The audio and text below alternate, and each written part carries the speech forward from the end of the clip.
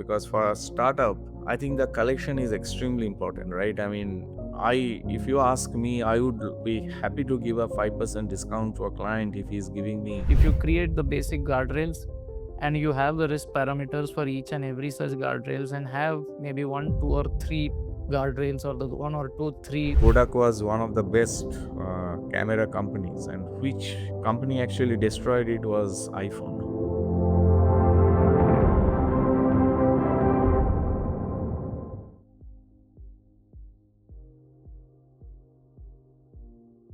Hello and welcome back to Wai Involve, the voice of growth for digital businesses. If you are aiming to take your business to the next level, you are in the right place. Remember, Wai is your product engineering partner to build scalable and modern SaaS platforms. I am excited to continue our conversation with Tanmoy and Shridhar into the journey of scaling your digital business.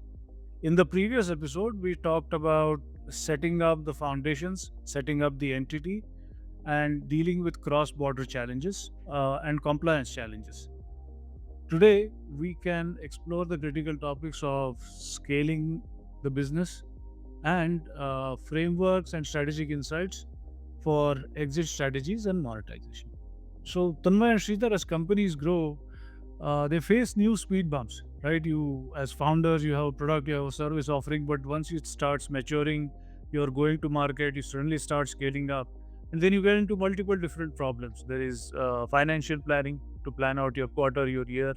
There is master service agreements, NDAs, ESOP. So different dimensions of problems, they come up. As in, have you also seen similar issues with tech founders when they get off the ground and start scaling up? Is that a common challenge? Yeah, I think Sameer, you're right.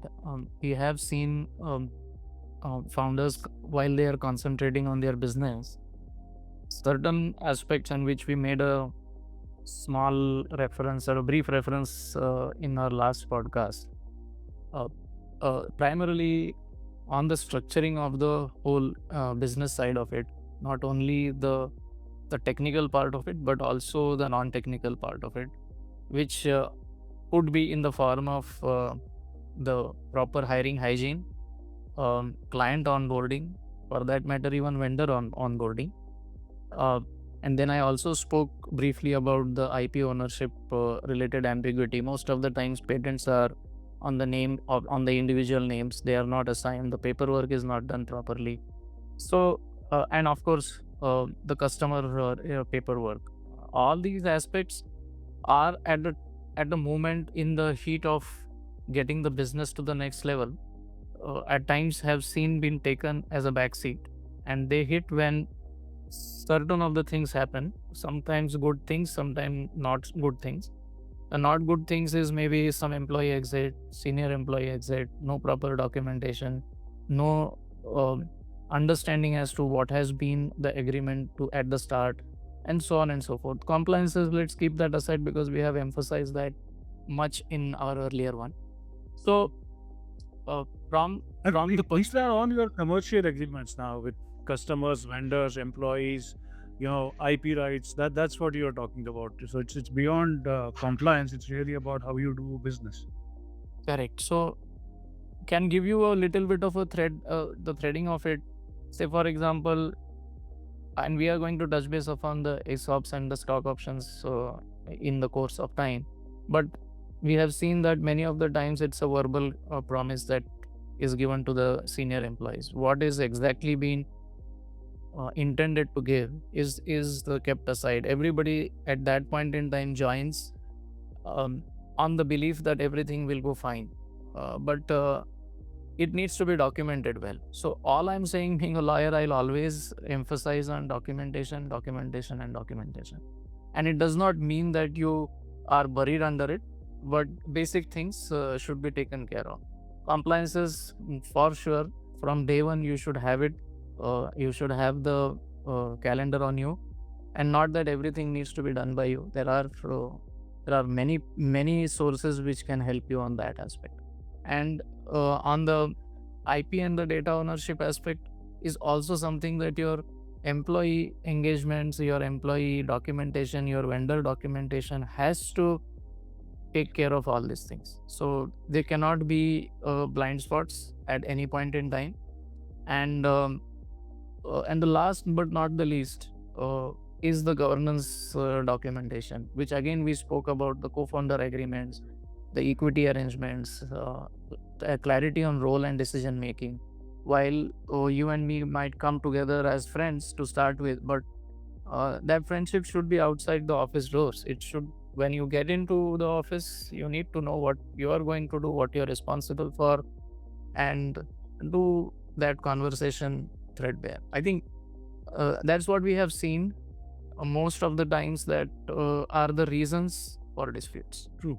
And I suppose something similar on the finance side also, Tanmay, but at least from my experience, the problems I've seen is really around planning, forecasting. Also, of course, around accounts payables, receivables. But I think let me break it into two parts. One is the business part, another is the finance part. I think the business part, in my experience, what I've seen is that the biggest thing for us, a technology company, is a product market match.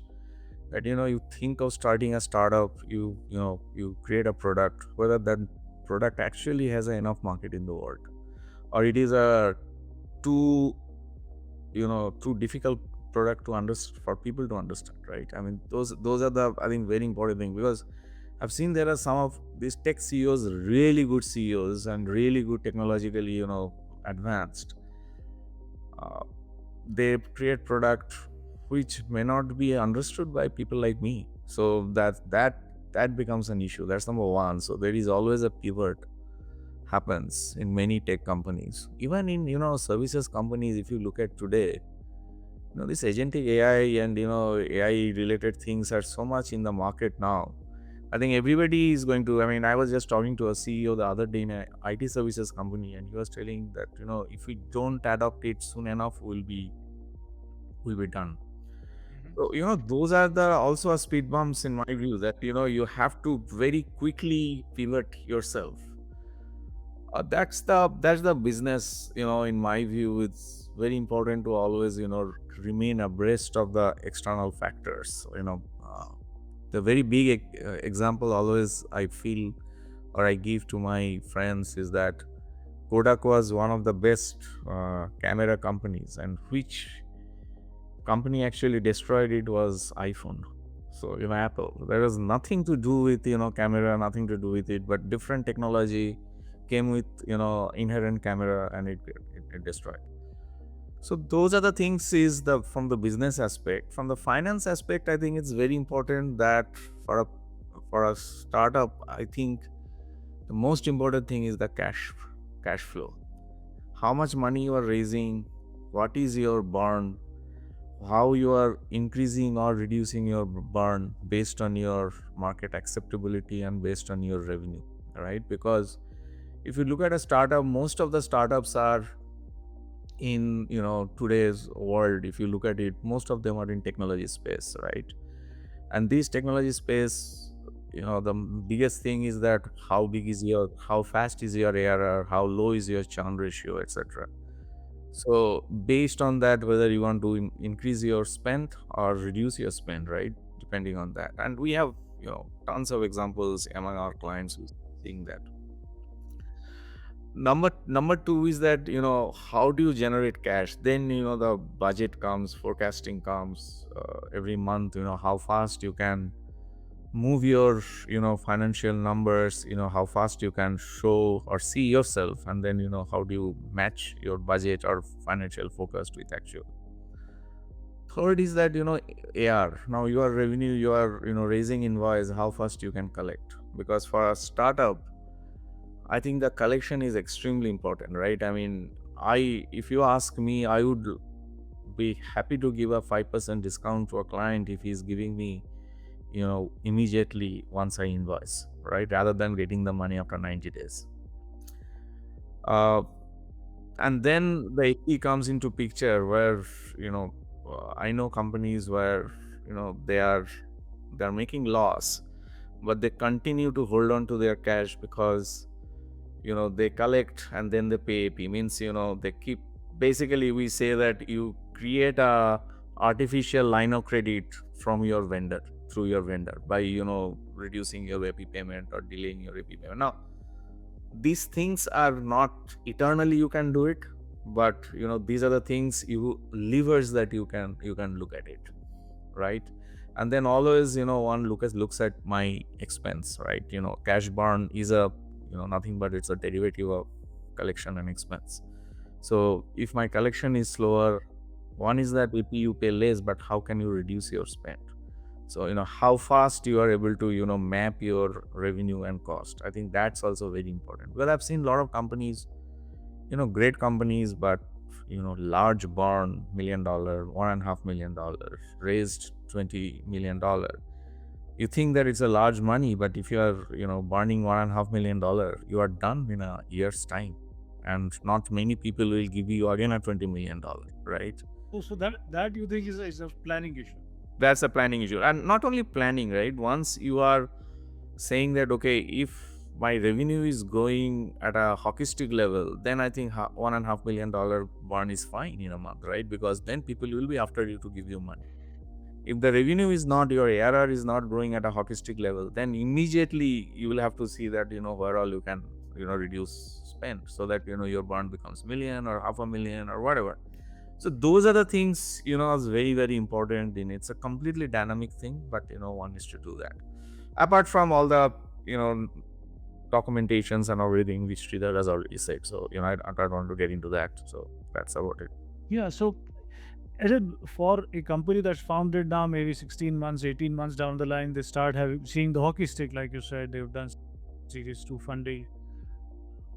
Is there a framework you recommend they follow, or they probably have to bring in an expert CFO, expert legal officer, who can bring in these basic checkpoints into the system? Yeah, I think I think in the first episode also we talked about that every company, end of the day, for a startup, CFO and legal officers, we are expensive people end of the day.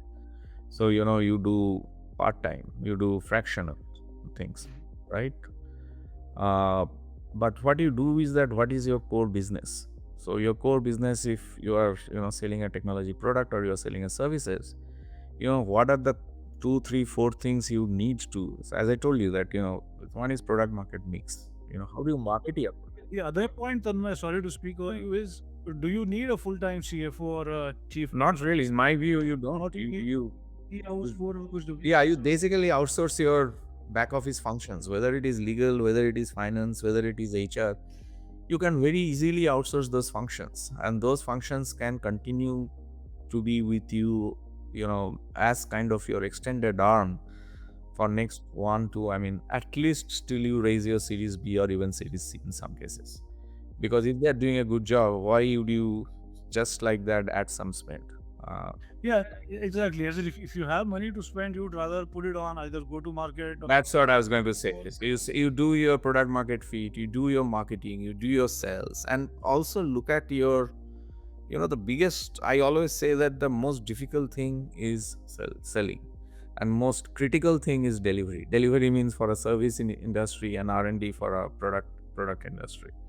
So the question is that, you have to also keep a very close watch on your sales team, right? You will see that you are, you take 4 guys, you recruit, 2 are doing great, 2 are not doing great. So your point is that how do you motivate those other 2 guys? And if you are not motivated, how fast you can? Because end of the day, when you are taking them, you are thinking you are investing, but very soon that investment will become an expense if you are not getting a return, right? Those are the, so it's always on a day-to-day, very dynamic you need to do. And to do that, to help you to do that, you need a good finance guy, whether it's CFO, controller, the decent F&A guy. So that one is that you are not worried about all those things, and also you need a partner who is always telling you, dude, you need to do this, you need to do that, and then you, at least you have someone who is talking to you, and you are listening to them, other than board or other than your advisors. And you need a part-time legal guy in my view, because whether part-time or you're working with a legal firm, whatever it is, you need them because you need to sleep well at night, that whatever my compliances are, whatever my legal liabilities or responsibilities are as an organization, it's being taken care. I think that's the way you. A risk on your books, right? I said it might show up in 2 years, 3 years, and by then it happens. It happens, and then people will come and people will say, "What do we do?" And most of the time you said, "Okay, you have to pay some penalty or fine, right? You have no choice." And in US, it is very if the IRS audit suppose happens and they tell you, they come up with a thing, and certain things are very black and white. But Tanmay, I think to what Shridhar said earlier, that's the compliance part. And of course, you need to take care of that. But the agreements between your suppliers, customers, employees, that's a little beyond compliance. It is more commercial. No, that is a basic housekeeping. If you don't have agreement with your vendor or clients, you don't pay, or you don't even you can't even invoice. You should not invoice if you don't have a invoice, or you don't have a contract with your client. How do you do that? Yeah, I think what Shridhar was saying, and Shridhar, maybe I'm speaking for you, is you need to know the terms and you need to know what you're signing for. What's the intent behind it? What's the Correct. actually what's in between the lines, right? That is important. As in, of course, you need to have agreements in place. Of course, you need to cover employee agreements and confidentiality. But what's in the agreement? Does it cover all the risks? That's what you're saying, Sridhar. Is that right? Correct. Yeah, very much. I would always break at least the to that extent, a little extent, the financial aspect as well between in two parts. One is the compliance part of it, as you rightly pointed out. The other thing is hygiene, as what Tanmay mentioned about it. And the compliance part is ongoing. It never stops.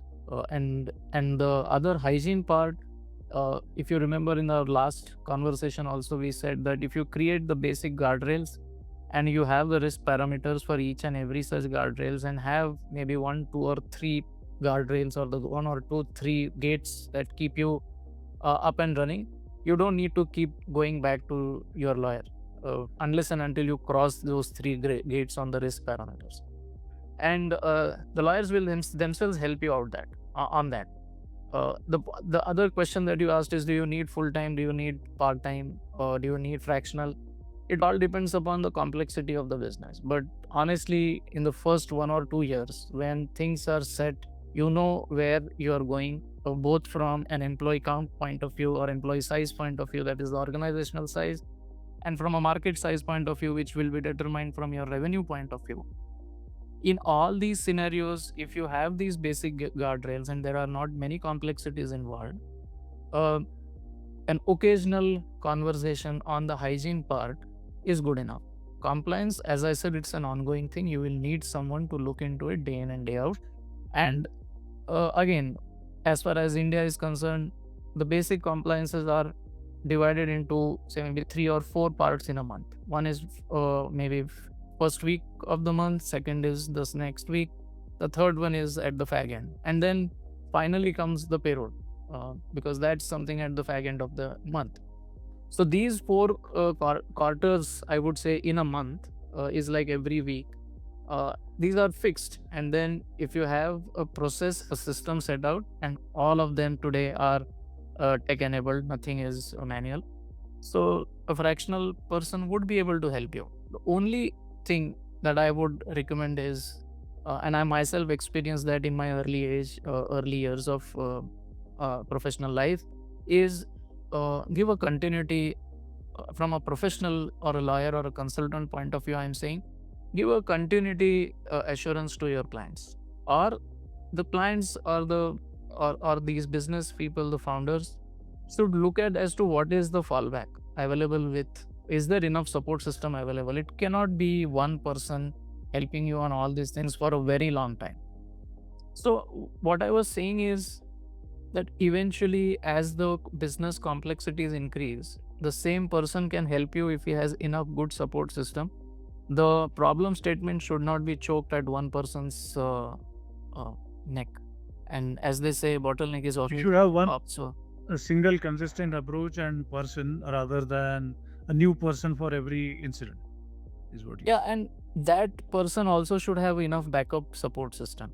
And eventually there has to be a proper delegation of complexity of the issues. You cannot have a founder of a law firm always work with you for even a document, non-complex document, say maybe a non-disclosure agreement.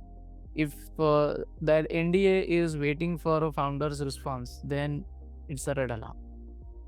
You need to have a proper set of support system also from all these helps that you are taking from outside the ecosystem. Absolutely, if it's a standard template with just adding the name, adding the business name, and getting it signed off, it should be a part of process, not have to depend on specific, especially the leadership, right? Because that's going to create a problem, friction in terms of transactions, scaling your business. But let me get to a slightly, I think, prickly topic, which is employee stock options and equity sharing, right? I think you set up the firm, the initial founders, the preferred series is done. Now you're scaling up, you have more employees joining in India, in US. And I think as a trend and as a practice, I think it's a good practice. Most companies and founders really want to share the upside with their employees, right? Which is where the equity stock options and the equity sharing comes in. But at least in my personal experience, it's done very differently in India and US, and maybe it's also because of the compliance issues. But what are the quick, do's and don'ts around how do you do equity? One is, in principle, how do you do it? And then in practice, how does it work in these two countries? Yeah, I'll take that first, Sameer. Stock options. So one has to understand that stock options have two scenarios or two angles. One is the employee benefit angle, and the other one is the cap table angle, so to say. Most of the times, especially when the horizon is an M&A or maybe a funding round, or let us say for the sake of simplicity, a liquidity event over a period of time. If that is the only horizon that is kept in mind, then stock options as an activity remains only as an activity. It does not have the empathy that really we would want to give to it. And therefore, we have to look at it from a perspective that it is also an employee benefit that we are trying to give. Most of the times, we have seen our clients coming to us and asking, how much options should I give to my top 5 people? Common question. The only thing, then my only reaction to that is I ask a counter question: what is the value of him for you? And on the basis of that, you decide how much options you need to give. I cannot decide how much options you should give to your CEO. That's So right. there was a very interesting incident a few years back. One of my very old friend came and he was jumping into a new venture where he was going to be a CEO. And he asked me, what should I ask along with my appointment letter? And I said, are they going to give you any participation in the equity, in the ownership? So he said, I haven't discussed this with them yet. So I said, go and discuss with them. And they were open for that discussion. Now came the factor is how much. And I said, there is no benchmark of how much. It's either related to a value or either it is related to the percentage equity in the organization. I think this is going to be an interesting conversation because Tanmoy, I have a feeling, has a different view on this. But we'll wait for Tanmoy to go. Yeah, and the second point is on the cap table, which I think again last time we had discussed that there is no benchmark as such, but the industry standard is moving between anywhere between 15 to 20%. We have also seen companies who have 10% as the ESOP pool. When to do it, when not to do it is another conversation. But when you start off, you create a cap table where you maybe in the long run plan 10 to 20% of the equity will be held by employees. That's what yes, and the other thing is investor will not dilute for those stock options. You have to create the pool and then give the cap table. As mathematically, you will first have to create the pool, keep it with you, and then tell the investor that you are going to get 10% for the investment that you're going to do, and it is going to be it's not going to be diluted or quote unquote contaminated because of the stock options that I am going to introduce after you come in. No investor will agree, to be honest. So that's one thing. But on the other thing, when I say employee benefit, there is also a conversation, again, quote unquote, a loose conversation that keeps on happening between the new hires or the new CEOs or the new top 5 people in the organization, where there is no proper documentation. And believe me, uh, all these top people do their market search, they do their research, and then they come for conversation. They are not rookies. So they will ask you intelligent questions, and if you are looking here and there, the first thing happens is that the confidence is gone. So from that perspective, again, as a lawyer, I'm coming back to the point is that create your policies, know what you want to offer, believe in what you want to offer, create a proper documentation for it, and mention that in their appointment letters in no and clear terms. That creates a lot of confidence. Over to you, Tanmoy.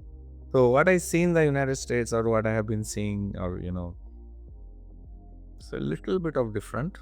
I think one is that when the founders start the company, right? I mean, depending on how their equation with the initial investors, etc., they will get preferred stock or ordinary stock. But for all the new employees and everything, it will be always options, right? And all the C-level guys, there is somewhat of industry trend, at least in US, that which C-level guy should get how much. I mean, it's not exactly a hard and fast rule, but there is a range. I think Tanmay, to go back to Shridhar's point, I think you're talking about when an investor or a PE firm has now invested and they want to bring in a professional CEO, professional chief revenue officer. There is a certain mathematics to it, right? That's an industry trend, yeah. Right? So I think what Shridhar is talking about is the folks who came in earlier. Am I right, Shridhar? Yes, that is correct. So before a PE or a VC coming in, when you're barely past barely past a preferred state. Even if there also, what happens is that when the second guy is joining or when the third guy is joining, whether that person is taking salary or taking less salary than market or no salary, right? They are also putting. So those also have a lot of impact on how much stock you want to offer, right? That's one.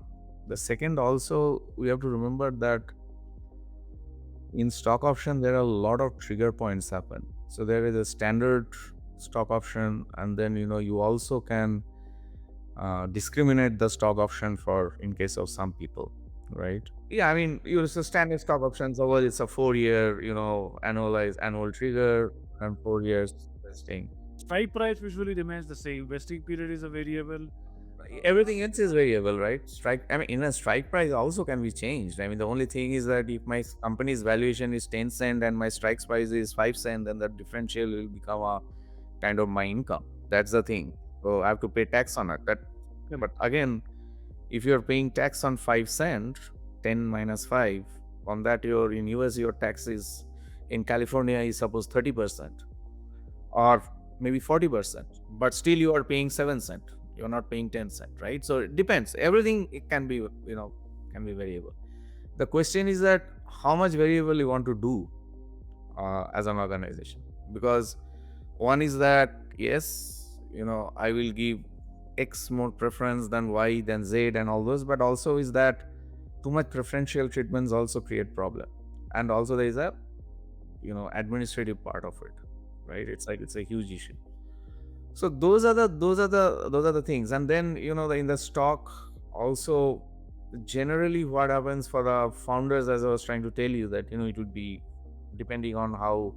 See, the point is that you can start with ordinary stock or you can start with preferred stock, etc. The reality is that if you are going ahead and raising money, a lot of things undergo change when the new investors come, and when every round when you go to go and raise investors, there is something called an anti-dilutive effect. So as you are raising money, obviously the founders are diluting. So how do you keep your dilution?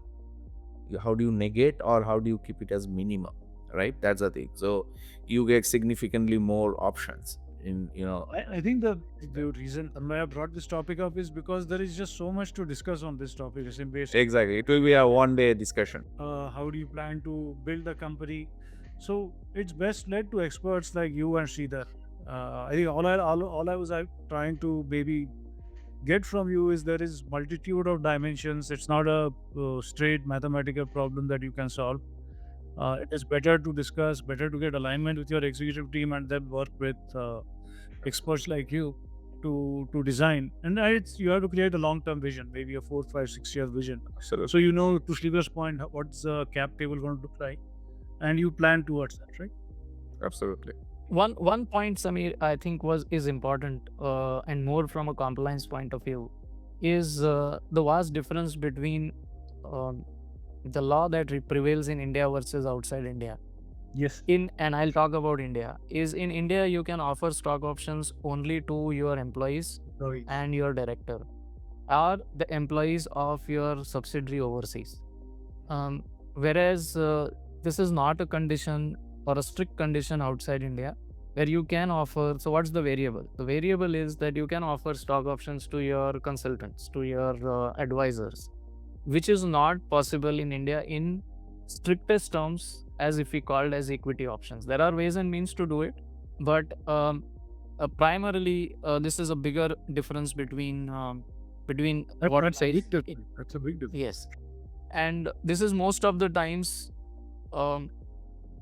really not well swallowed or digested by outside India companies, very well understood, because they feel that this is too much of an additional burden, because it needs to be flexible. They need to give value, as rightly pointed by Tanmoy, that when a person is joining, he might not want to be an employee, he might be just want to be a consultant, but full time, and his worth is not possible to be paid today, and therefore it is There is sweat equity, right? People are investing sweat equity. How will you pay for that sweat equity?